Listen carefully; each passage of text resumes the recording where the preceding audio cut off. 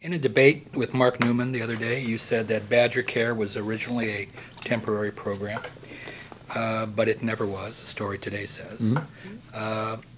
And about BadgerCare Plus, you said the program is rife with all kinds of fraud and abuse, but the same story says rampant fraud has not been identified in the program. You also proposed time limits on the program. What was the basis of your statement about the program being temporary and rife with fraud, and how would you impose those time limits given federal entitlement rules? Yep. Well, the fraud and savings part, actually, we gave information to Pat, and he just didn't choose to include it in the story.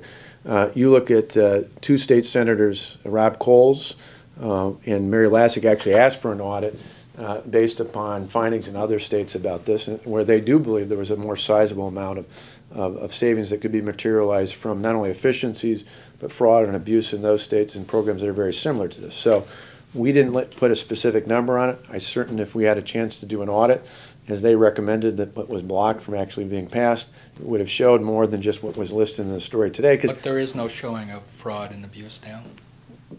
No, I think there is. There is? But I'm saying there's none in the agency's not giving that. But I'm saying if they did an audit, I believe they'd find what they found in other states. Now, I don't want the exact dollar amount. I didn't put a dollar amount on it, but I do think that there is. For anybody who doesn't believe that, I'd say go look at your Pulitzer Prize-winning stories on child care, and it's set up in a very similar premise, and obviously there was a heck of a lot of fraud there that people in the state administration, before those stories came out, suggested there wasn't.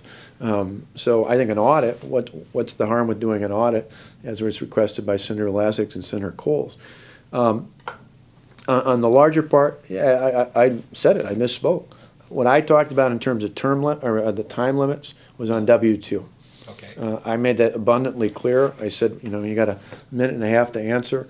I didn't fully articulate that well, but pointed out that the W-2, something I voted for back in the 90s, was time limit. It was time restricted because it was supposed to be a temporary step up as you went from the old AFDC into the workforce, and as part of that, we built in, even beyond income eligibility, we built on extra higher limits in terms of staying on child care and health care assistance to make sure people had a transition, but we didn't view it as a permanent entitlement. I think those things need to be adjusted, and I think they would be helpful in terms of managing the cost of BadgerCare. So you do think there should be time limits on BadgerCare? No, on the W-2 program, which would have an impact. All right. Because if you have people moving off of W-2... But there is a time limit on W-2, isn't there? No, they phased it out under this current administration. Okay, all right. But if you had people moving out into gainful employment, after that period of time, you'd have fewer people drawing off of public assistance when it comes to programs like BadgerCare, and more people getting assistance off of other employer benefits. Okay. You've said that you would roll back the BadgerCare expansions done by Governor Doyle? Is there an expansion? No, they just asked, the person who asked that generically asked about that. I think it was right after Congressman Newman's comments, and I just pointed out some of the problems I thought were inherent related to BadgerCare. Well, one of the expansions was BadgerCare for childless adults. Would you keep that? Certainly everything had to be on the table. I want to protect kids, and the core basis of BadgerCare, which is what I voted for, was for kids.